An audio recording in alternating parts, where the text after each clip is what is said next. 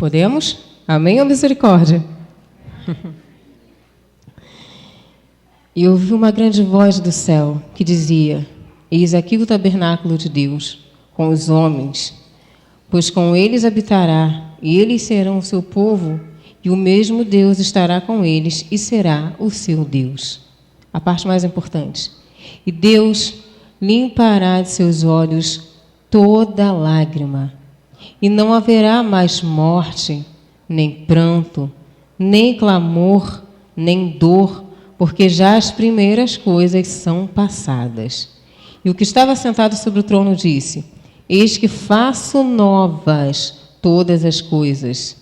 E disse-me: Escreve, porque estas palavras são fiéis e verdadeiras.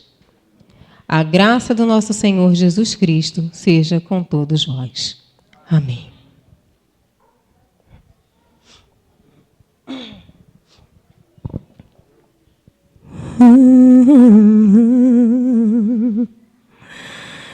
Toda emoção que envolve a vida traz ao coração um sentimento.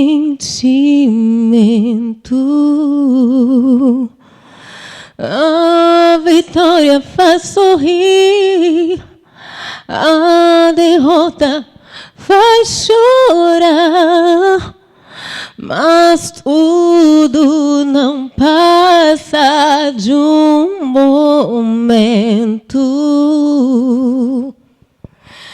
Pois Jesus vai voltar, nos brindar com sua riqueza mais real. Ouça a voz a chamar, seu tesouro mais precioso você pode achar.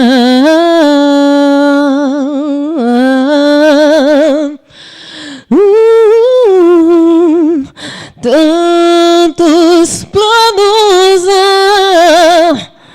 em nossa vida, tantos procurando seu tesouro.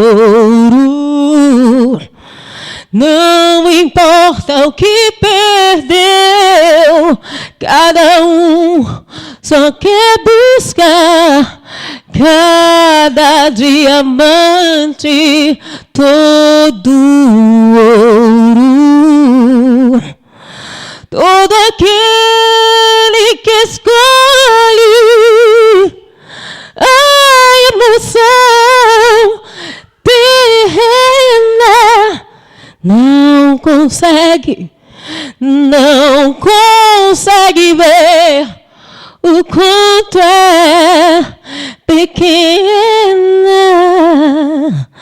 a esperança que envolve o coração, mas todo aquele que escolhe a paz que limpa a alma, que sara os pecados, que é serena e acalma, vai herdar o bem real da salvação.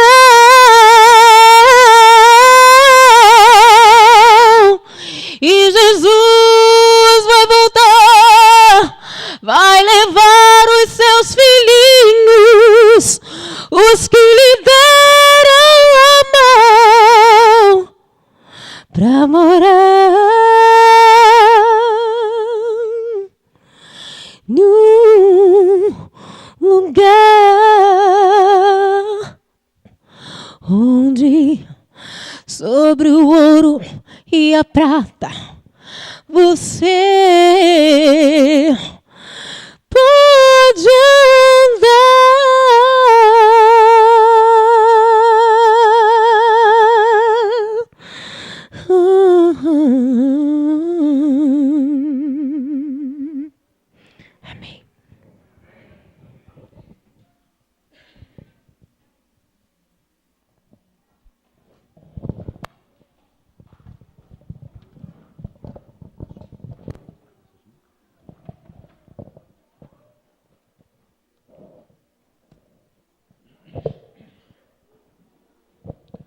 Eu me alegro pelo fato de estar aqui com vocês hoje. Estou feliz.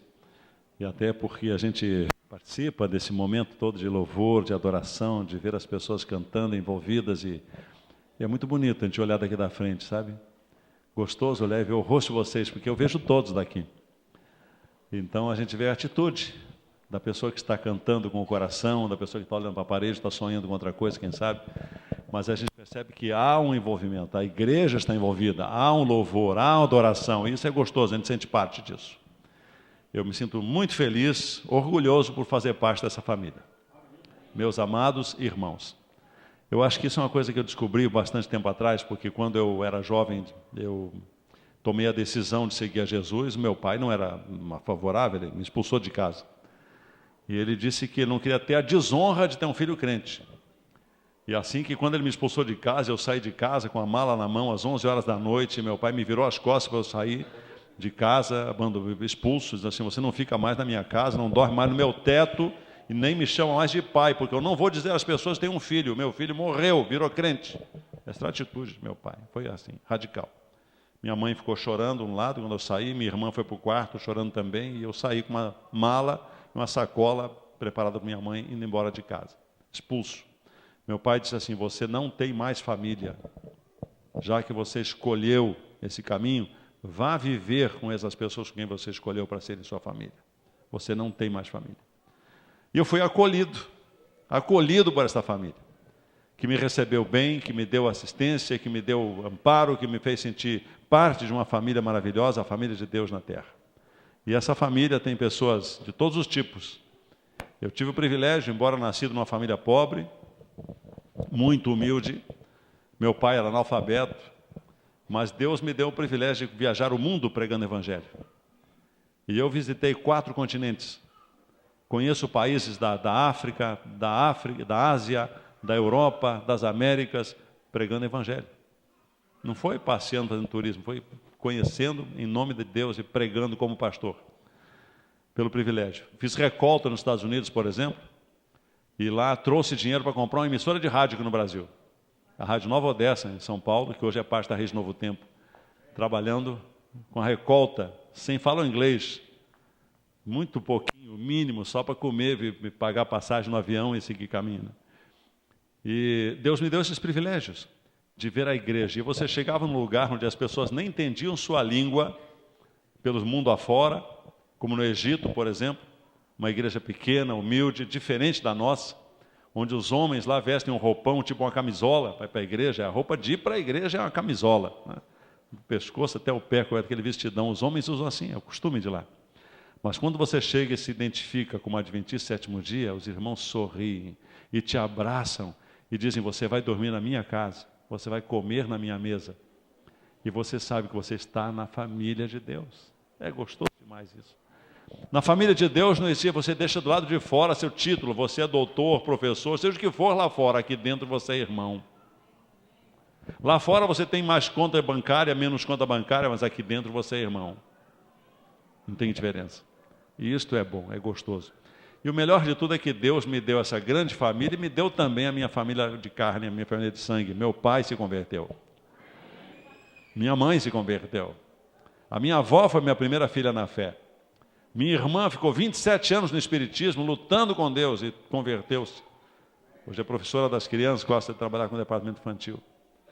Deus me deu tudo aquilo que aparentemente era uma perda, Deus me deu de ganho, tudo por causa dessa família de Deus. Eu sou grato a Deus por estar aqui hoje com a família de Deus.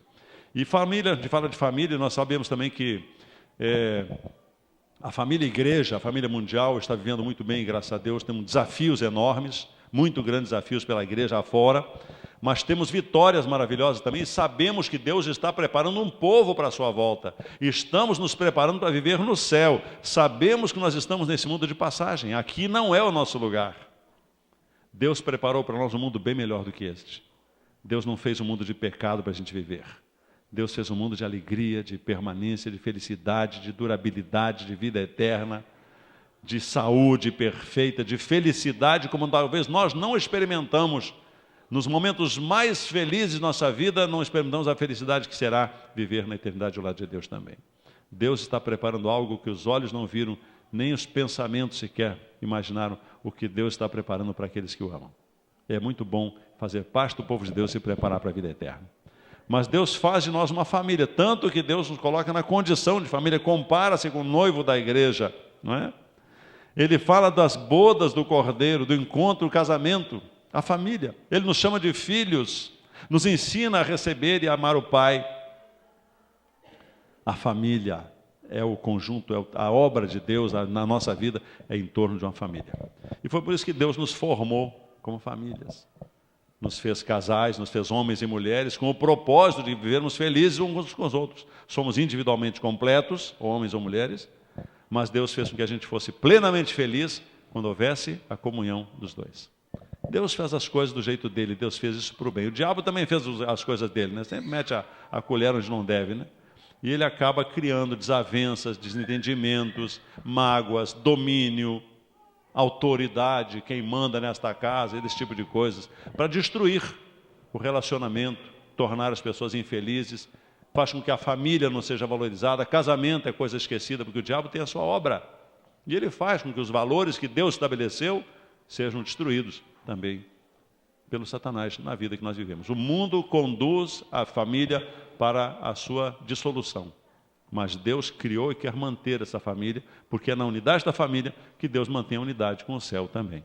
Amém? Por isso, Deus seja louvado, né? Eu queria contar uma história para vocês hoje. Eu encontro essa história no livro de Gênesis. O livro de Gênesis, irmãos, é um livro extraordinário. Eu gosto muito de falar sermões do livro de Gênesis. Já preguei muitos sermões do livro de Gênesis. Eu tenho uma semana de oração que eu fiz uma vez num colégio. Eu preguei 8 dias, 8 sermões, todos em Gênesis. Porque o assunto é muito vasto. Eu preguei só sobre a família de Jacó. 8 sermões. Eu quero falar um desses sermões para vocês hoje aqui. Sobre a família de Jacó. E quando eu falo em Gênesis, a gente sabe que a palavra Gênesis nem bíblica é, você sabe, né? A palavra Gênesis, ela vem do latim, ela significa origens, mas a palavra bíblica para Gênesis é a palavra Bereshit, em hebraico, que é traduzida como no princípio. Então, o nome do livro de Gênesis, em hebraico, que é o nome bíblico que Deus deu, chama-se No Princípio. Então, nós vamos ler no livro chamado No Princípio, que é o livro que conta as nossas origens, não é assim? Histórias que, às vezes, são resumidas em um verso. Como, por exemplo, quando você lê Gênesis 1, você lê a criação, não é? E ele começa o texto lá dizendo assim, no princípio criou Deus os céus e a terra. E diz que a terra era o quê? Sem forma e vazia. Havia trevas sobre a face do abismo. Esse versículo, irmãos, tem sido alvo de discussões, de estudos. Hoje escrevem-se volumes e volumes sobre esse verso. Porque ele abrange uma amplitude tão grande na revelação do que ele contém, que não se pode explicar com 2 palavras. Quando você lê, por exemplo, no princípio. Quando foi o princípio? Bem, existe uma controvérsia entre ciência e religião, onde a religião diz que Deus criou o mundo em 6 dias, no 7º Deus descansou, criando o sábado, e que isso aconteceu há quantos mil anos atrás? 6.000 anos. Todos sabemos disso, não é isso? 6.000 anos atrás. Só que quando a gente vai para a ciência diz assim, o mundo tem bilhões de anos. E você pega lá uma estratificação de uma pedra, e por meio de alguns processos, tipo o carbono 14, você descobre que aquela pedra tem 2,5 bilhões de anos. Você encontra um peixe fossilizado, e você consegue dizer que aquilo lá tem milhões de anos. Qual é a diferença? A Bíblia está certa ou está a ciência certa, ou os dois estão errados? O que está acontecendo? Esse versículo 1, dizendo, no princípio criou Deus os céus e a terra, diz que a terra era sem forma e vazia. Isso mostra o seguinte, que houve um tempo em que Deus decidiu fazer desta terra o mundo para nós vivermos. E a partir de então ele deu forma a esta terra, que era sem forma e vazia, ele deu forma. Separou as águas de cima das águas de baixo, e criou a luz e as trevas, ele fez o dia e a noite, e botou os astros para iluminar, e ele criou toda a semana, e criou os vegetais, e criou os animais, e os peixes, e finalmente criou o ser humano. E então descansou no 7º dia, e ensinou-nos que Deus havia feito todas as coisas, ele era o Criador, para que cada semana nos lembrássemos que esse era um memorial da criação de Deus. Porém, aquele princípio diz que Deus deu forma àquilo que já estava existindo. Portanto, dizer quanto tempo tem a Terra de idade, talvez nem nós nem a ciência tenhamos a resposta certa. Um dia Deus proverá. Mas uma coisa é certa, saber que nós somos da criação da Terra como tal, para a existência do homem sobre ela tem 6.000 anos. Mas não podemos dizer quanto tempo para trás estava o princípio em que a Terra era sem forma e vazia. É aberto. Então, assim como tem versículos mais que são amplos para essa compreensão e ver que há harmonia entre a ciência e a religião, se olharmos devidamente, nós podemos entender que Deus usou um capítulo para falar dessa criação. Capítulo 1. No capítulo 2, ele já vai falar a respeito da família. Como criou a mulher, o homem, deu responsabilidades a eles. Ali estava o casamento, primeiro casamento. No capítulo 3, ele fala do pecado e suas consequências. Capítulo 4 fala da morte de Caim. Caim matou Abel. Um irmão matou o outro. E o pecado se proliferou pelo mundo e cada vez não tinha mais limites. No capítulo 5 fala das genealogias, capítulo 6 fala do dilúvio e de como Deus viu que naquele período de tempo, cerca de 1.500 anos somente desde a criação, o mundo havia se corrompido de tal maneira que a Bíblia diz que Deus se arrependeu de ter criado o homem e decidiu destruir o homem pelo dilúvio. Uma história fantástica. Mas encontramos isso, cada uma delas em um capítulo. Coisas amplas, com muitas informações naquele período. Entretanto, quando nós chegamos na história de José, o livro de Gênesis gasta muitos capítulos. Ele começa a contar a história no capítulo 37 de Gênesis e vai terminar no último capítulo de Gênesis, capítulo 50. Então nós vamos ver que a história de José, Deus gasta muito mais tempo para contar a história de José do que para a história da criação. Aí você vai colocar, mas qual é mais importante, a criação ou José? Deus coloca a história da criação, as origens do pecado, mas na história de José ele coloca um exemplo de vida para nós, como família, como pessoas. E ali que eu queria colocar para vocês, o desenvolvimento dessa história de José, de como ele começou lá na família de Jacó. E se a gente for ler a Bíblia, capítulo 37, diz assim, olhem vocês como é que começa esse capítulo 37. Gênesis 37. Habitou Jacó na terra das peregrinações de seu pai, na terra de Canaã. Esta é, versículo 2, a história de Jacó. E o que diz logo na sequência?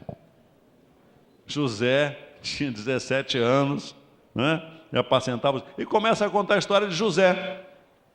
Na verdade, a história de Jacó tem que ser a história de José. Se não tivesse José, não tinha nem história de Jacó para contar. Quem foi Jacó? O próprio nome dele, Jacó, já era entendido como enganador. Viveu do engano, da mentira, desde o nascimento, aquela coisa de segura o calcanhar, não, segura que eu nasço primeiro, depois você, aquela coisa, aquela luta pela supremacia. Brigar pela primogenitura, encontrou inclusive ali uma coisa doentia, que foi um irmão querer tomar do outro o seu direito de primogenitura, e ainda contar com a mãe, como é que eu diria, essa relação de cumplicidade, a palavra é essa, perdão. Contar com a cumplicidade da mãe para enganar o outro filho, enganar o próprio pai, o marido. Gente, vocês podem imaginar uma família nesse estado de doença, aonde uma mãe protege um filho para enganar o pai para receber o que o outro filho tem? Isso é doentio. Mas esse foi o ambiente onde ele veio. O Jacó enganador. E o resultado do engano dele é que ele saiu de casa, a mãe que protegeu tanto o filhinho amado, o Jacó, teve que se separar dele, que foi embora fugindo de seu irmão. A mãe morreu e ele nunca mais pôde ver em vida a sua própria mãe. E ela nunca mais viu o filho que ela quis tanto proteger, por causa do pecado, da cumplicidade, ela acabou perdendo o privilégio de conviver com seu filho. E o filho com a mãe. E ele vai para a casa dos seus familiares, e lá ele se apaixona por uma moça e quer casar com ela, e o tio dele engana ele também. Viveu do engano, enganado foi. Né? Não sei se muito enganado não, mas... Acordar de manhã depois de ter tido uma noite de lua de mel e dizer assim, não era essa que eu queria não, era outra. E aí? Não sei. Tem coisas que a gente nem sabe, né? Nem entende bem, mas vamos atrás do que está, até onde está revelado. E aí esse camarada viveu do engano. Casou com uma mulher, mas amava a outra. A outra, não se sentindo amada por seu marido, pega a sua empregada e dá para o marido. Toma, faz filho para ela aqui com ela que vai ser meu, porque é minha empregada, ela é minha serva. Então o filho que você tiver com ela será meu filho, e assim eu serei honrada. Ideia de jirico. Aí a outra, a amada, vendo que não dava mais filhos ao seu marido, resolve, eu vou fazer a mesma coisa, dar minha serva para ele. E o cara muito bacana, que era o Jacó, né? Ele diz assim, tá bem, me dê as 4 aí, vamos lá, que eu dou um jeito aí. Aí fez uma escala, né? Segunda, fulana, na terça, Beltrana, na quarta, Cicrana, na quinta, na sexta é folga. Né? E aí, naquele dia da folga, uma delas ainda achou por bem de... O filho colheu mandrágoras e a outra cobiçou, me dá algumas para mim. Diz, não, peraí, essas mandrágoras são do meu filho. Manda teu filho dar uma mandrágora para mim, eu estou querendo comer essa fruta. Não. Vamos fazer o seguinte, hoje é dia do meu marido com você. Então eu fico com ele hoje em troca das mandrágoras. E negociaram uma noite com o marido em troca de frutas, das mandrágoras. Gente, é uma coisa assim que você lê essa história, e diz, mas essa história vem na Bíblia, na palavra de Deus. Cumplicidades. Sabe, a família humana, por causa do pecado, irmãos, ela desenvolveu cumplicidades. E o infeliz é que dessa história acontecida na Bíblia, na história de Jacó, ela só encontrou sentido na redenção que Deus deu pela vida de José. Os próprios filhos de Jacó, que a Bíblia conta 12, mais uma filha, Diná, certamente ele teve outras filhas, porém não são citadas porque não tem relevância na história. Apenas Diná, pela circunstância de ela ter sido assediada por alguém, de uma família que a tomou e a estuprou. Daí a história de como os irmãos, em vingança, mataram a família inteira do outro. E aí vem a violência e a vingança e todo esse mal, é doença. Doença de cumplicidade, uma humanidade que você vê hoje na sua volta, e você vai ver o que na sua volta hoje? É diferente do tempo de Jacó? Pode ser que seja assim, mas aqui no Brasil é difícil ter 2 mulheres, alguns até têm, não é? Mas é uma coisa que se o camarada pudesse, teria. Às vezes ele não tem porque não pode pagar o custo. Mas naquele tempo, ainda hoje é permitido em alguns povos, aí você tendo dinheiro para pagar, você pode ter 2, 3, 4, como no islamismo é permitido ter 4 mulheres, desde que você possa pagar, sustentar as 4. Pode ter 4, tem problema. Elas convivem muito bem umas com as outras, acho muito legal. E aí, a cumplicidade se proliferou no mundo a ponto de nós vemos hoje a violência, a maldade, a dissolução da família, a dissolução dos valores. Você perde suas origens, seus valores, sua relação com Deus, a relação de família. O conceito de cumplicidade chegou a um ponto de que a pessoa se vê tão individualista, buscando seus interesses pessoais, que você pensa assim, casar é questão de estar bem. Como diz aquele filósofo do mundo, que a gente admira tanto, mas não é bem contrário da palavra de Deus. Né? Quando Vinícius de Moraes, o poetinha, maravilhoso na sua capacidade profissional como tal, como poeta, mas ele escreve que o amor seja eterno enquanto dure. Isso é o contrário do que Deus diz. Deus diz que o amor tem que durar até que a morte o separe. Ele diz eterno enquanto dure. E essa é a filosofia que nós preferimos aceitar. Casa, mas pensa assim, não der certo, meu filho, troca, pega outra, está cheio de gente querendo. A fila anda. Essa é a filosofia do mundo. Essa é a filosofia das famílias doentias, onde os valores já não fazem parte dessa família. No plano de Deus, a família é uma unidade que não se rompe, a não ser com a morte. E eu tenho meus próprios conceitos. Por exemplo, eu penso assim que casamento é uma coisa é complicado muitas vezes, né? Você casa e é maravilhado. Eu penso, não, é o homem da minha vida, a mulher dos meus sonhos. Aí você casa com aquela pessoa, ai, que coisa linda, maravilhoso, e tal, você é feliz para sempre, vou te amar até morrer, por aí. Aí quando passa um mês ou dois, você começa a descobrir que aquele sujeito ronca. Começa a descobrir que ela tem chulé. Começa a descobrir que você gosta de ficar acordado até tarde, ela gosta de deitar cedo. Se quer dormir, acordar tarde, ela quer acordar cedo. E aquela coisa, você não se entende mais com aquela pessoa. E de repente você vê assim, puxa, onde é que eu estava com a cabeça? Você começa a pensar, puxa, se eu tivesse escolhido aquela outra, quem sabe com aquele outro rapaz, fui escolher logo esse. E você então começa a se arrepender e acaba por pensar que é melhor mudar. E a sociedade aprova, vou pegar alguém com quem eu seja feliz, me importa é ser feliz. Eu já acho o seguinte, se existe um relacionamento entre marido e mulher, que foi feito perante Deus, onde você assumiu um compromisso ante Deus, o conceito bíblico é de permanência. Como dizia meu velho pai, apesar dos seus erros e apesar de suas dificuldades, analfabeto, ele tinha alguma sabedoria. E ele dizia assim, montou no burro, aguenta o trote. E é por aí. Agora, por que você vai viver infeliz num relacionamento por resto da sua vida, se você só tem essa vida? É isso que Deus quer? Não. Deus não quer que você viva infeliz no seu casamento. Mas você é infeliz, como é que vai fazer? Não trocar? Para resolver? E vai descobrir que é tudo igualzinho? Que o próximo, a próxima, vai ter a mesma personalidade, o mesmo tipo de defeitos, ou outros até piores, quem sabe? Eu entendo assim, você compra um aparelho eletrônico, por exemplo, só para dar um exemplo, você compra uma TV Samsung, último tipo, agora essa e tal, você põe na sua sala e você descobre depois de um certo tempo que ela não está funcionando bem, deu problema, não funciona a TV nova, o que você faz? Está fora da garantia. Bom, faço o quê? Eu vou consertar. Aí eu que não entendo nada de eletrônica, vou abrir minha televisão e vou descobrir, quem sabe eu acho o problema aqui, conserto a parte eletrônica de quem não entende eletrônica. Não funciona. Eu vou terminar de estragar.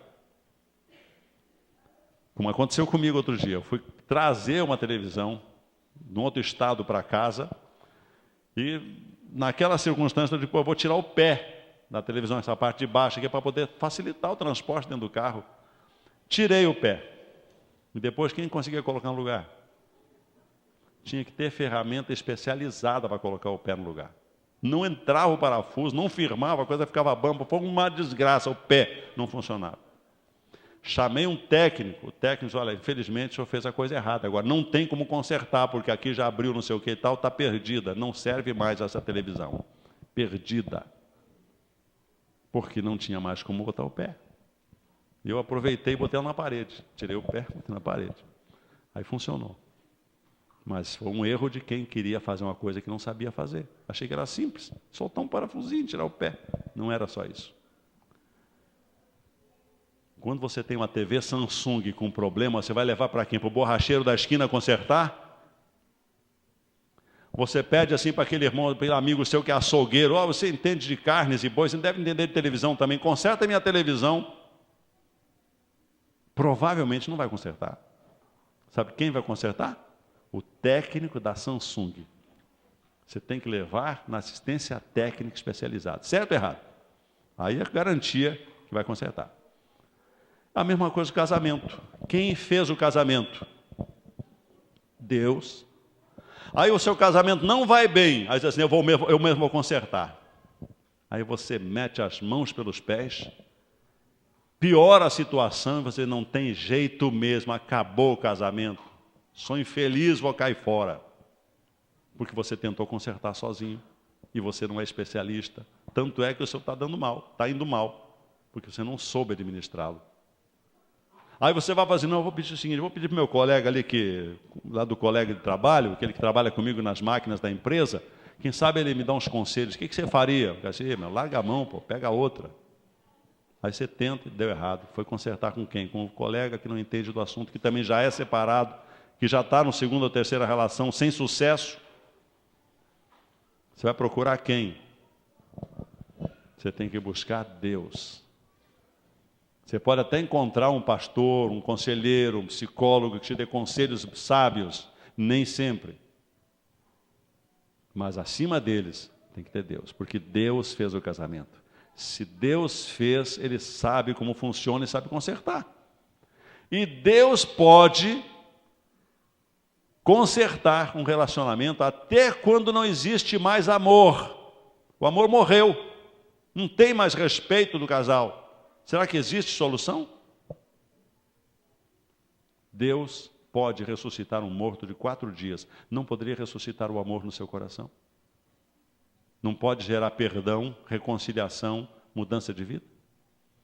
Deus pode consertar casamentos. Como Deus pode consertar a vida das pessoas em qualquer circunstância. Mas tem que querer ser mudado e buscar a fonte certa. Deus é a fonte. Na história de José, irmãos, nós vemos aqui a relação doentia daquelas famílias, onde os 11 irmãos, ou os 12, quando até com a filha, a Diná, irmãos de José, viveram situações complicadas. Eu tenho uma palestra que eu fiz sobre os irmãos de José, e vocês vão ver uma coisa assim que é terrível de ver, mas o que aconteceu com cada um deles. A Bíblia descreve cada um deles aqui nesse trecho, entre 37 e os 50, de Gênesis. E você vai ver como é que era a personalidade de cada um deles. Um acomodado não lutava pela vida, se acostumou a viver por baixo. Não queria lutar por conseguir nada, ou seja, desanimado. Outro era o tipo irresponsável, não queria responsabilidade, largava para os outros. Outro era violento, queria resolver as coisas tudo na espada. Cada um tinha uma dificuldade por causa da criação que teve. Entre os filhos de José havia aquela coisa assim, olha, eu sou filho da esposa verdadeira e você é filho da empregada. Vem gritar para o meu lado, não. Seu irmão, mas você é irmão, filho da empregada. Eu sou filho da mãe verdadeira, da esposa, a legítima. Então a própria situação dentro de casa de ser filho da mãe, da amada, ou filho da mãe não amada, gerava diferenças entre os irmãos. E o próprio pai trata o filho da mulher amada com diferenciação. Era o caçula, antes da chegada de Benjamim. E ele era tratado com carinho, filho da mulher amada, respeitado pela mãe que o cuidou dele, do pai que o amava, que o distinguiu, dando-lhe roupas diferentes de seus irmãos, mandava os irmãos para o campo trabalhar, e ele só ia para verificar se os outros estavam trabalhando direitinho. E ainda para desenvolver aquele temperamento leve e trás, né? Contar o que estão fazendo para o pai. Essa foi a situação que ele foi criado. Porém, José foi o único que recebeu um carinho de uma família organizada, de um pai que amava a esposa, de uma esposa que amava o pai, e ambos amavam o filho. Nisso constituiu a estrutura na qual José teve a sua formação. Todos os outros tiveram problemas na sua formação. Todos os outros. E o resultado, que aos 17 anos, José foi vendido por seus irmãos para uma caravana de nômades que iam para o Egito. E ele foi para lá para ser vendido como escravo. Vendido que foi. Tinha tudo para dar errado esse rapaz, mas não deu. Acabou se tornando esse José o redentor da sua família. Depois de passar por todas as provas, porque José, ele tomou pela formação que tinha, a firme decisão de não pecar contra Deus. Essa era a sua posição. E nisso constituiu toda a diferença da vida dele. Muitas vezes, irmãos, uma família, e falando isso em nossos dias ainda, uma família vive num tal estado de miséria, de conflitos internos dentro de casa, entre os parentes, de avareza, de é para mim, não é para você, de violência, que muitas vezes se manifesta até mesmo no assédio sexual dentro da família, da violência de pais contra os próprios filhos, de relações proibidas. Quantas histórias de gente marcada, doente, que vai levar isso pela vida afora, porque foi assediado pelo próprio pai, por um irmão mais velho, alguma coisa assim, na própria casa. Cheio de histórias assim.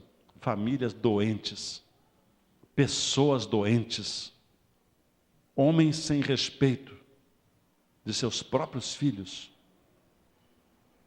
ou de suas esposas. Famílias que vivem no egoísmo, da imoralidade e outros tantos graves defeitos de caráter que caracterizam um povo em guerra contra o seu Deus. Isso, irmãos, além de ser maligno, tem que ser curado por Deus na vida da gente. Muitas vezes, irmãos, Deus levanta um filho de tais lares para redimir os erros da sua família. Eu vejo a família de José como um exemplo disso. E olho para o que Deus faz na vida das pessoas. Olho para mim mesmo. Sou o mais defeituoso de todos aqui. Mas eu fui criado por uma família onde o pai me dizia, desde os meus primeiros anos, ele dizia: meu filho, você tem que ser homem, você é o homem da casa. Éramos só 2 filhos, um menino e uma menina. Minha irmã é 3 anos mais nova que eu. E ele dizia assim: homem que é homem tem que fumar, beber e correr atrás de mulher. Isso era a educação que meu pai me dava. É o que meu pai me dizia. Homem que é homem tem que fumar, beber e correr atrás de mulher. Se fosse esse o ensino que eu tivesse seguido na minha vida, eu não estaria aqui falando com vocês hoje. Houve um momento em que Deus interviu na minha família. E para a honra e glória de Deus, toda a minha família foi redimida. Fui o primeiro convertido. Fui o primeiro a aceitar Jesus. Fui o primeiro a ser batizado, com a revolução na família. Mas pela graça de Deus, pouco a pouco vieram vindo cada um deles. Minha avó era espírita, foi minha primeira filha na fé. Morreu dando testemunho da verdade para os filhos e para a família, dizendo: meus filhos, não chorem por mim, eu não vou morrer. Eu vou dormir no Senhor. Para na manhã da ressurreição, levantar-me sadia para viver a eternidade ao lado do Senhor. Não chorem por mim, preparem-se para esse encontro também. Essa foi a mensagem da minha avó. Mãe do meu pai, que era espírita. E dessa forma vieram vindo, toda a família veio aos poucos. Como eu disse, minha irmã levou 26 anos. Uma história linda da conversão dela, como é que Deus chegou ao coração da minha irmã.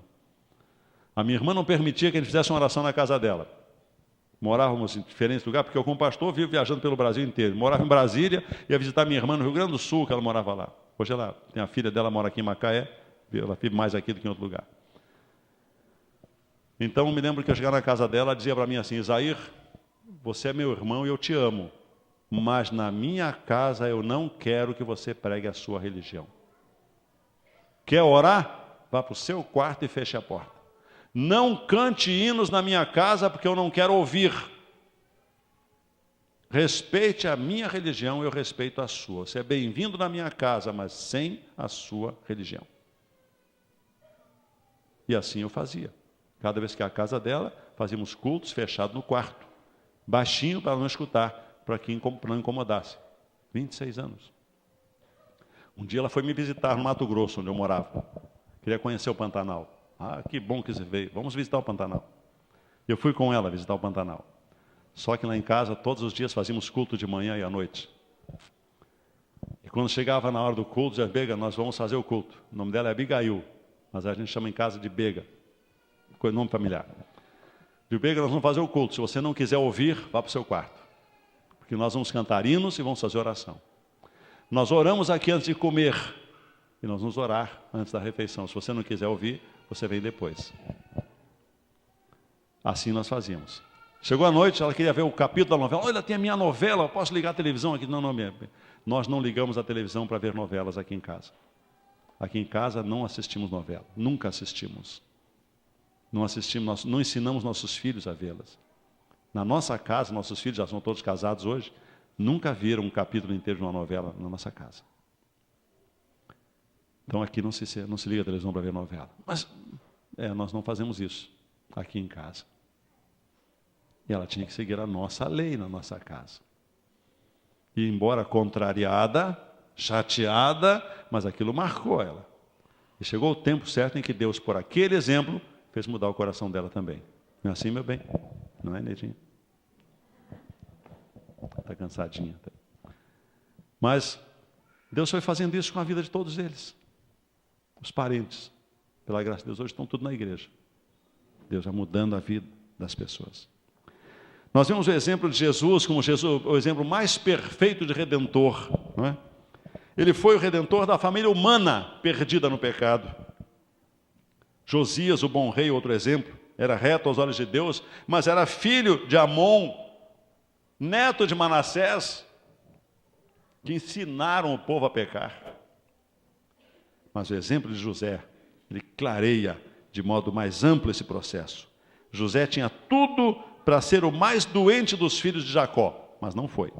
Ele podia ter ódio, revolta, apostasia, mais do que qualquer outro, porque foi magoado, vendido pelos seus irmãos, abandonado, tratado como servo, vendido como escravo numa casa, levado preso injustamente.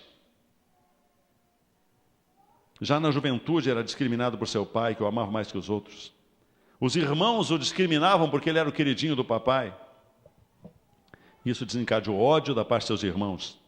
E também mostra para a gente que o tratamento diferenciado de um filho pode causar danos em toda a família.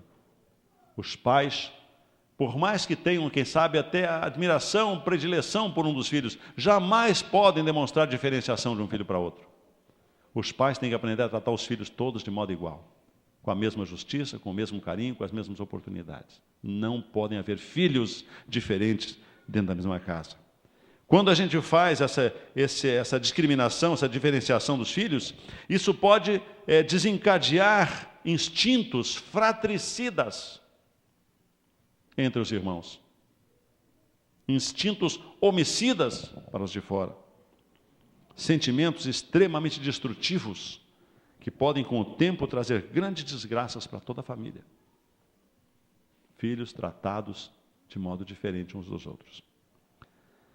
Apesar de todas as circunstâncias familiares erradas, cheias de pecado na ascendência de Jacó, Deus usou José para ser o redentor da sua família. Jacó mesmo era um infeliz, de muitos erros somados em toda a sua vida. Foi em José que ele se redimiu.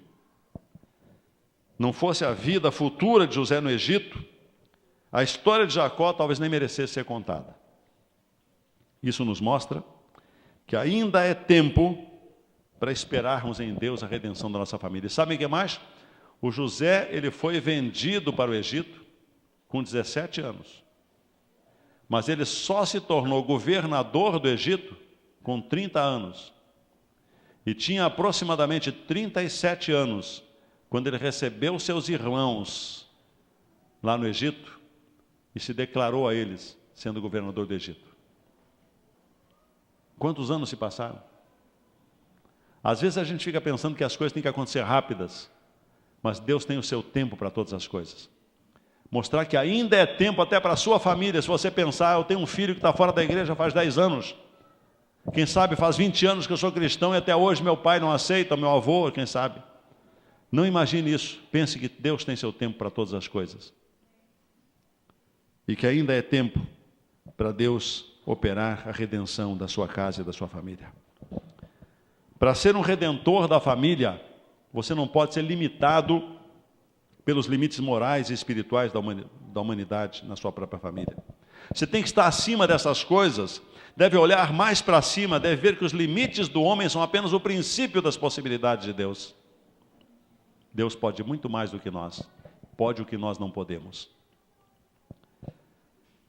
Um amigo meu uma vez me disse que existem 2 tipos de famílias, ele classificava 2 tipos de famílias de referenciais, pessoas que têm limites, por exemplo, nas possibilidades de crescer e redimir sua própria família. São as famílias, por exemplo, famílias que possuem um referencial importante, um mito, e aqueles que não têm um referencial.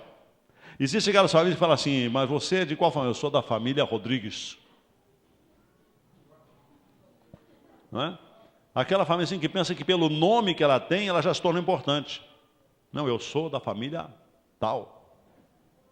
Sou a família Silva, lá de Bom Jardim. Ah, é? Oh. E daí? Né? Mas há pessoas que vivem essa coisa da referência.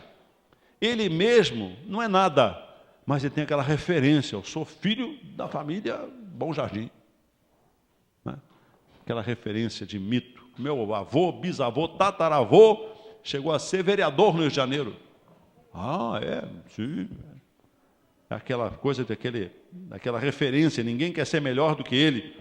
Ser como aquele avô, quem seja, já é satisfatório, desejar ou ser parente, ter referência. Não há estímulo do seu modelo para ser melhor.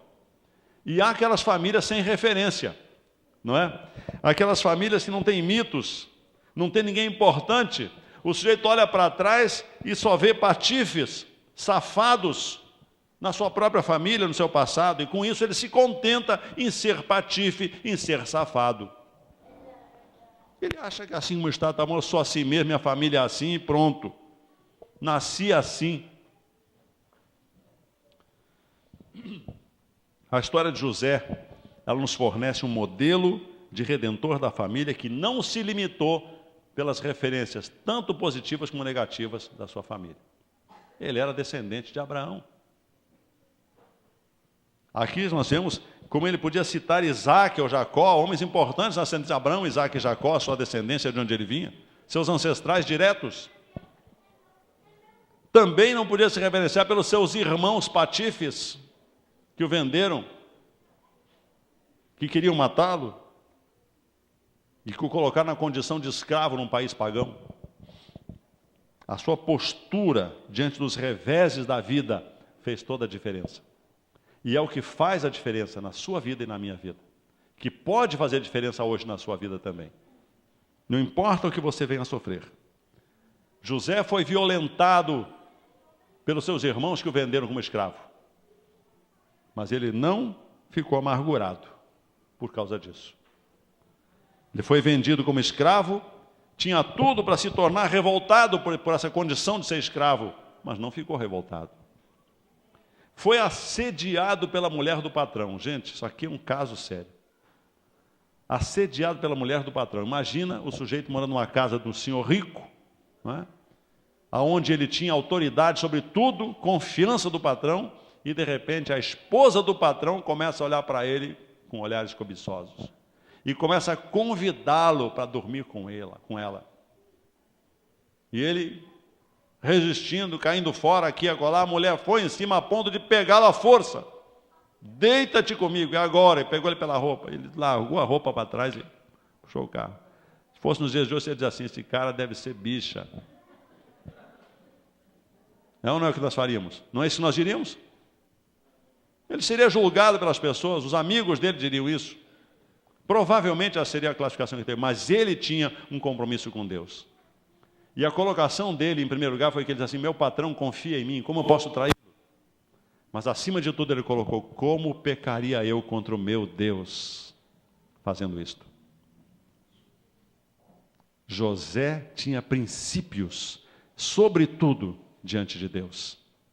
Ele não podia permitir que Deus fosse desonrado pelas suas atitudes, e não aceitou o assédio, que outros certamente procurariam até, para aquela condição de malandro, de dizer, sou amante da esposa do patrão, tenho tudo que eu quiser, porque ela me dá tudo que eu preciso, senão eu falo, abro a boca, digo alguma bobagem, aí falo para alguém, ela vai se danar. Então, tinha tudo. Mas ele não quis ser esse malandro, aproveitador das circunstâncias. Foi acusado injustamente, preso injustamente, desprezado, abandonado, ameaçado. Tinha tudo para se tornar um marginal revoltado, um pária da sociedade na cadeia, mas não foi assim.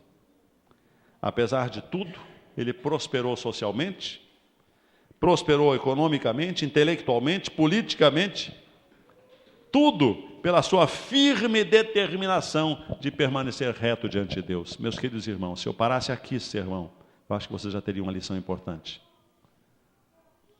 José, ele permaneceu reto diante de todas as provas que teve, de todas as perdas que teve, porque ele tinha colocado na sua vida como meta permanecer firme diante de Deus. Reto diante de Deus. José tinha o senso de que a sua vida pertencia a Deus. E ele desenvolveu um caráter segundo Deus. a sua comunhão com Deus e a sua firme confiança na direção de Deus fez toda a diferença. Aquilo que Deus permitiu que ele recebesse na sua infância, até o início da mocidade, constituiu a base sobre a qual ele construiu o caráter de toda uma vida. Ele tinha um compromisso com Deus. E isso para ele era mais importante do que o que pudesse ser oferecido a ele no mundo, mesmo o reconhecimento dos homens. José procurava fazer bem feito aquilo que lhe era dado fazer. Na casa de Potifar, ele foi um bom mordomo e decidiu não se contaminar com a mulher do patrão.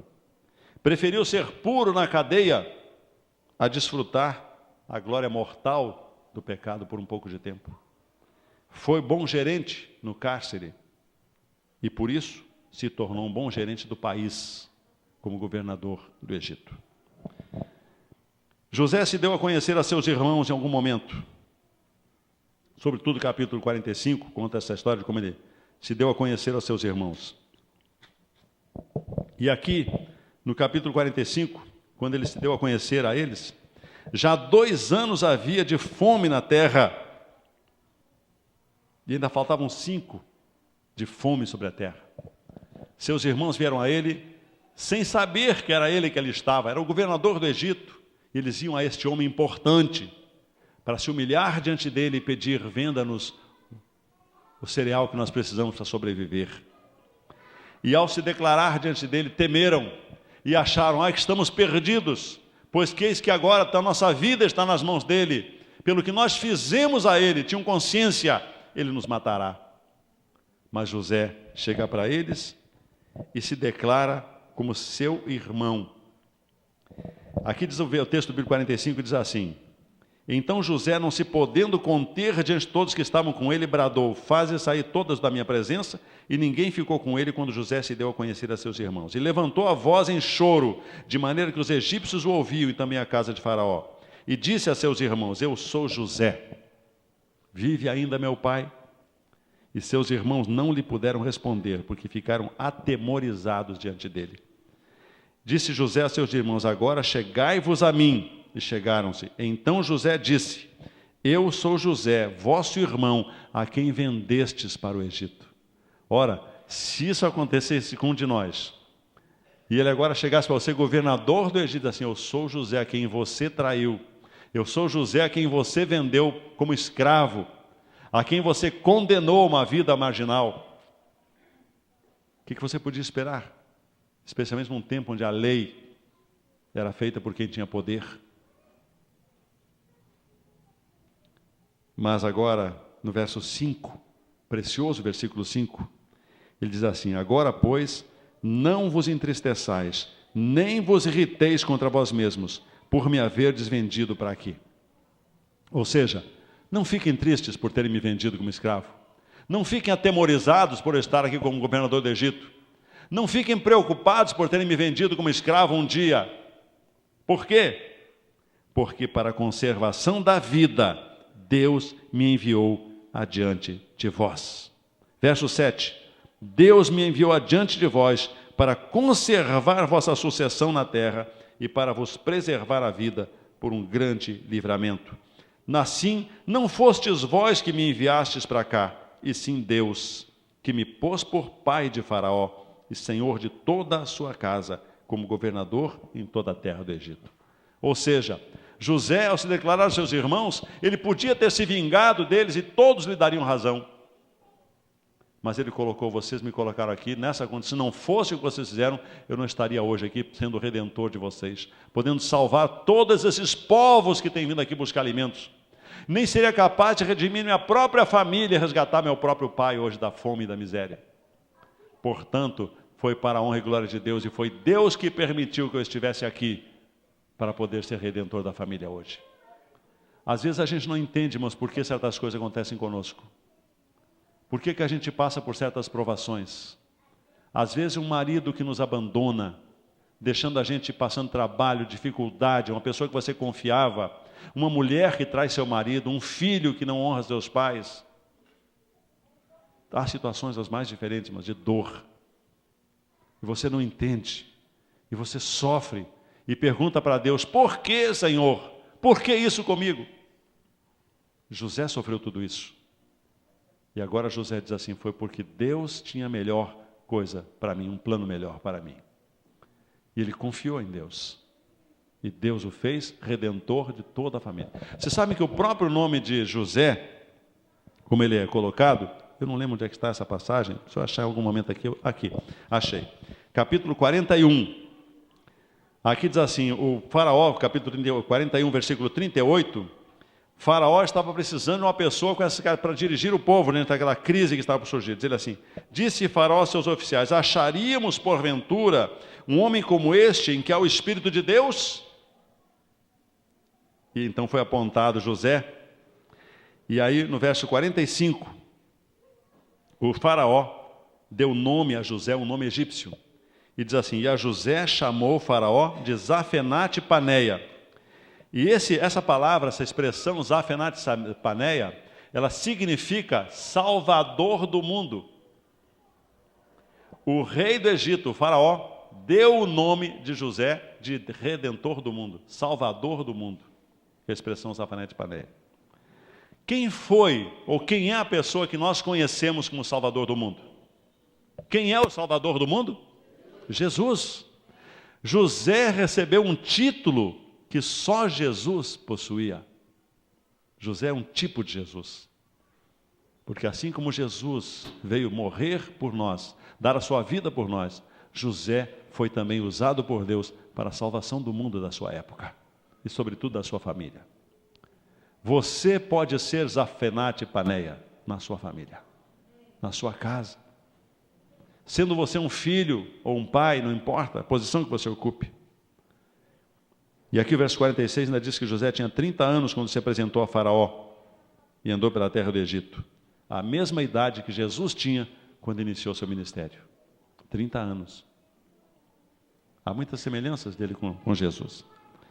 Mas, irmãos queridos, este José, eu quero que ele entender que ele não se deixou levar pelas mesquinharias da vida.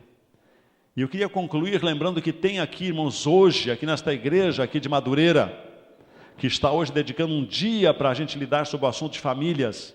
E hoje à tarde, às 3 horas da tarde, eu vou estar aqui para a gente fazer uma palestra importante sobre a comunicação na família. Nós queremos falar sobre comunicação na família, como resolver conflitos na família. Temos vários assuntos para serem colocados para vocês. As fases do casamento, hoje à tarde. Todos são convidados, inclusive solteiros, se quiserem vir, são bem-vindos.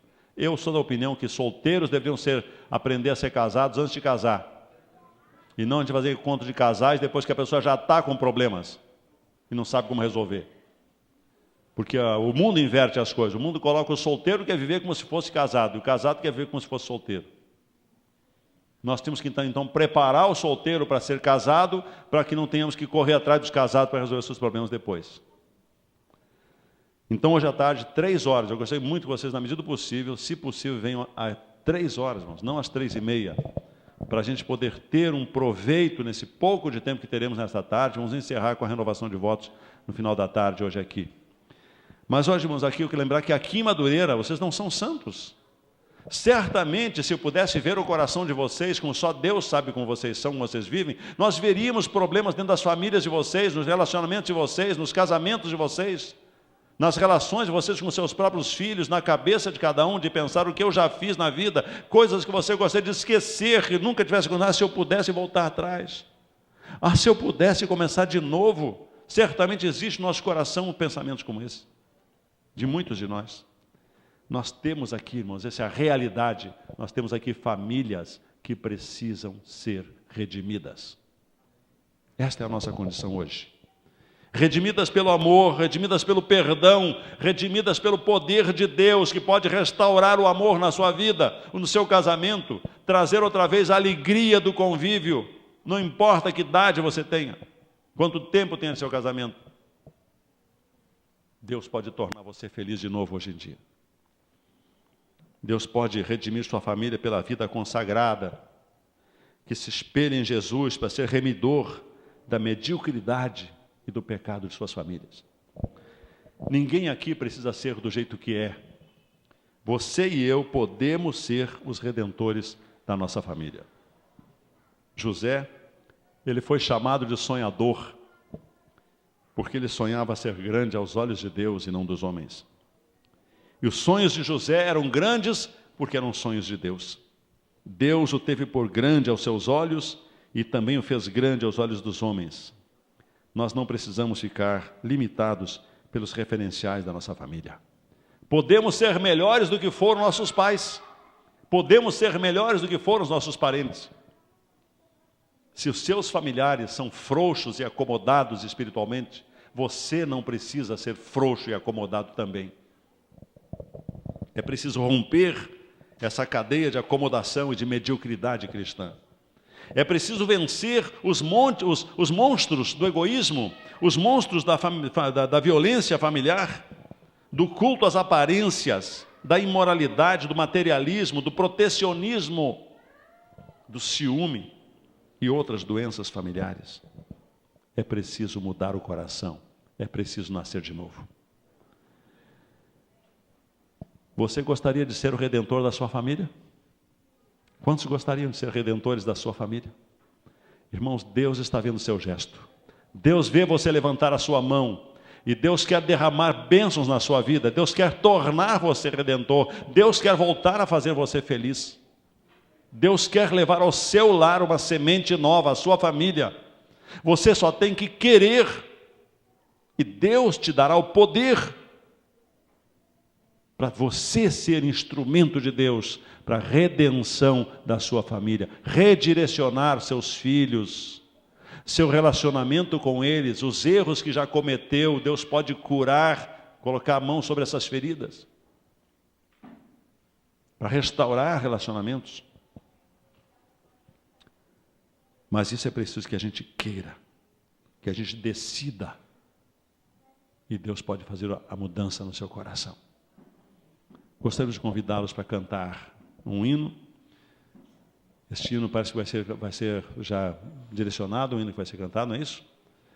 Qual é o hino? É o 454, não é isso? O hino 454 que vai ser projetado. Eu gostaria que vocês atentassem para esse hino, irmãos, que fala da relação daqueles que querem viver um dia nos céus com Jesus. Ir para o lar, ter um lar aqui na terra, como o lar que Deus quer que a gente tenha na terra.